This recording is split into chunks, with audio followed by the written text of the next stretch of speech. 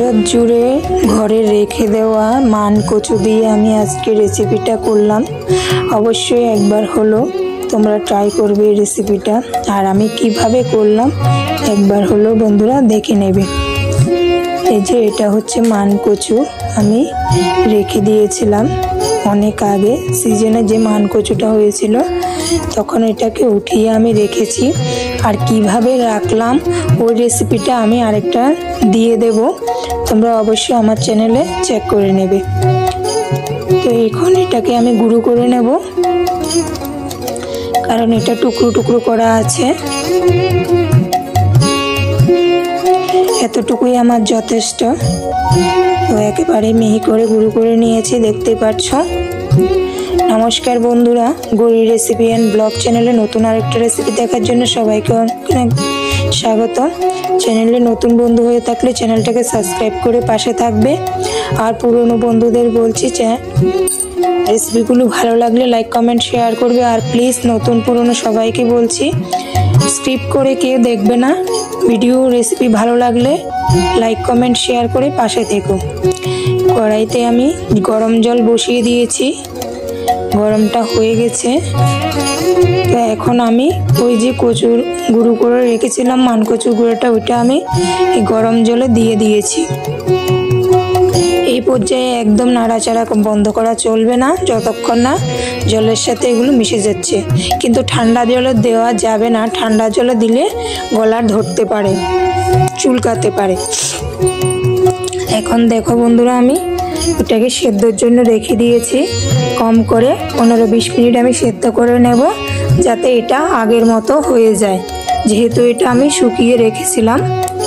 এখন মাছ নিয়ে নিয়েছি, রুই মাছ। মাছগুলোকে আমি ভালোভাবে নুন হলুদ মাখিয়ে নিলাম, এখন ভেজে নেব। তো আমি কিভাবে বছর জুড়ে মান কচুটা রেখে রেসিপিটা করলাম, অবশ্যই পুরো রেসিপিটা দেখতে থাকো বন্ধুরা।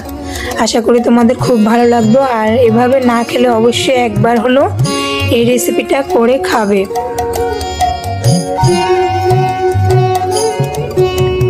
তো মাছগুলো ভাজা হয়ে গেছে, আমি আরও অনেকগুলো মাছ দেব, সবগুলো কিন্তু তোমাদের সাথে শেয়ার করলাম না, কিছুটা পরিমাণে আমি শেয়ার করেছি, অনেকগুলোই ভেজেছিলাম, রেসিপিটা বড় হয়ে যাবে।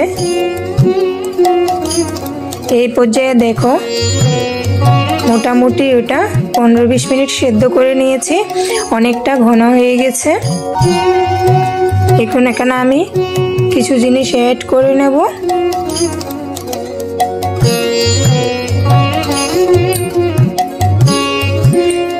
আর রেসিপির জন্য নিয়ে নিলাম আদা, রসুন, কাঁচা লঙ্কা, পেঁয়াজ, এগুলো বেটে তারপর দেব। আর এগুলো যেগুলো নিয়েছি গোটা গোটা, ওইগুলো গোটা গোটাই দেব। মাংসের স্বাদ হবে বন্ধুরা যদি এভাবে একবার রান্না করো। এখন একটা গ্রাইন্ডারে দিয়ে মিক্স করে নিলাম। আর এগুলো হচ্ছে আমি এইভাবেই দেব। তো কখন দেব, কিভাবে দেব, অবশ্যই সাথে থাকো, রেসিপিটি দেখতে থাকো।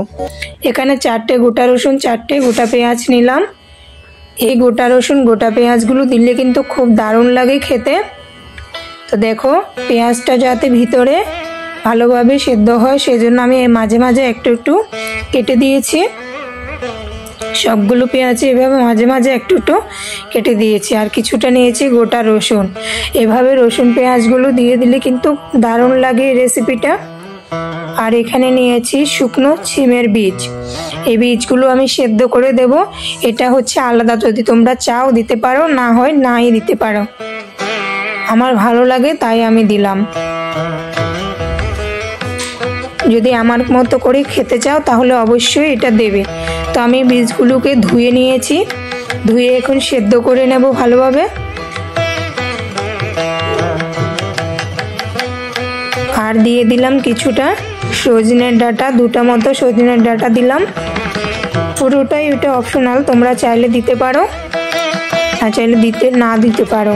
তো এখন একটু নুন হলুদ দিয়ে সজনের ডাঁটাগুলো আমি ভেজে নেব।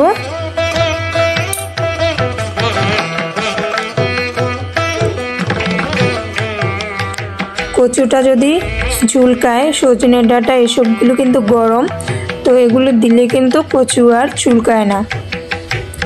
তো এখন মাঝে আমি যে সিমের বীজগুলো সেদ্ধ করে রেখেছিলাম ওইটা দিয়ে দিয়েছি, গোটা রসুন পেঁয়াজ এসব দিয়ে দিয়েছি। এখন দিয়ে দেব ভেজে রাখা সজনের ডাঁটাটা।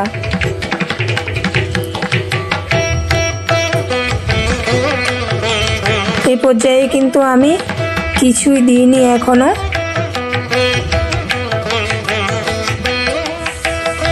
মশলা কিছুই ব্যবহার করিনি।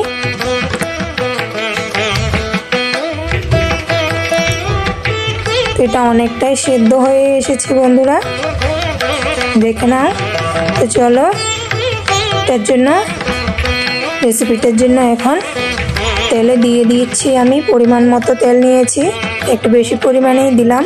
4-5টা শুকনো লঙ্কা, 3-4টে তেজপাতা আর কিছু গোটা মশলা দিয়ে ফোড়নটাকে আমি ভালোভাবে নেড়েচেড়ে নিচ্ছি।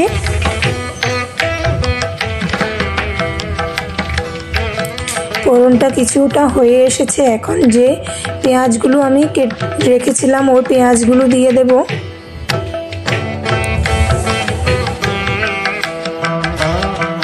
দিয়ে একটু ভেজে নেব লাল লাল করে।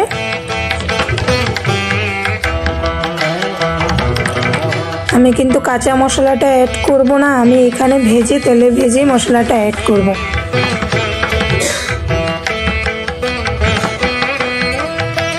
এখন যে পেঁয়াজ, আদা, রসুন, কাঁচা লঙ্কা বেটে রেখেছিলাম ওইটা দিয়ে দিলাম কয়েকটা ছোলা রসুনের কোয়া। সবগুলো দিলে ভালোভাবে কষিয়ে নিয়েছি। এখন দিয়ে দিচ্ছি শুকনো মশলাগুলো, হলুদ গুঁড়ো, লাল লঙ্কার গুঁড়ো, দিয়ে দেব জিরে গুঁড়ো। এটা আমার পরিমাণ মতো দিয়েছি, তোমরা যতটা করবে ওই পরিমাণ বুঝে দিবে। দিয়ে দিলাম ধনিয়া গুঁড়ো। সবগুলো গুঁড়ো মশলা দিয়ে এখন ভালোভাবে কষিয়ে নেব। এ পর্যায়ে একদম গ্যাসের আঁচটা কমিয়ে রেখেছি যাতে নিচ থেকে লেগে না যায়। দেখো খুব সুন্দরভাবে ভাজা ভাজা হয়ে গেছে। কিন্তু এখন যে কচুটা আমি সেদ্ধ করে রেখেছি ওইটাই অ্যাড করে দিচ্ছি। আর বন্ধুরা জানো তো এটা অনেকটা হয়ে যায় একটু কচুতেই। তো দেখো আমার পুরো কড়াইটা ভর্তি হয়ে গেছে, কিছুটা সরিয়ে নিতে হবে, না হলে যখন উবাল আসবে ফুটে উঠবে তখন পড়ে যেতে পারে। আরও এখনো মাছ দেওয়া বাকি রয়ে গেছে, কিছুটা আমি সরিয়ে নিয়েছি। এখন নুন অ্যাড করে নিলাম। আমি সেদ্ধর সময় কিছুটা পরিমাণে হালকা 1 চামচ পরিমাণে নুন দিয়েছিলাম। তো এখন চেক করে আবার একটু নুন দিয়ে দিলাম। দেখো বন্ধুরা কি সুন্দর একটা কালার এসেছে। অবশ্যই একবার হলো এভাবে রান্না করে তোমরা খাবে কচুটা, মান কচুটা। এটাকে আমি যেভাবে রান্না করলাম এটাকে কাঁচা বেটেও রান্না করা যায় এভাবে। বছর জুড়ে যেহেতু সংরক্ষণ রাখার কথা বলেছি তাই আমি গুঁড়োটা দিয়েই করেছি। মাছটা দিয়ে এখন কিছুক্ষণ ফুটিয়ে গরম মশলা দিয়ে দেব।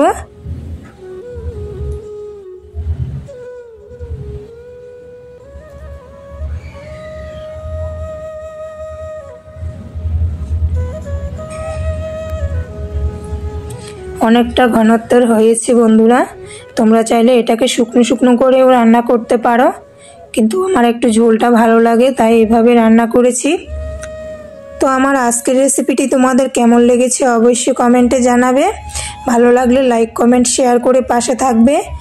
নতুন পুরনো সকল বন্ধুদের বলছি প্লিজ আমার পাশে থেকো, আমাকে সাপোর্ট করো। আজ এই পর্যন্ত, সবাই ভালো থেকো, টাটা সবাইকে।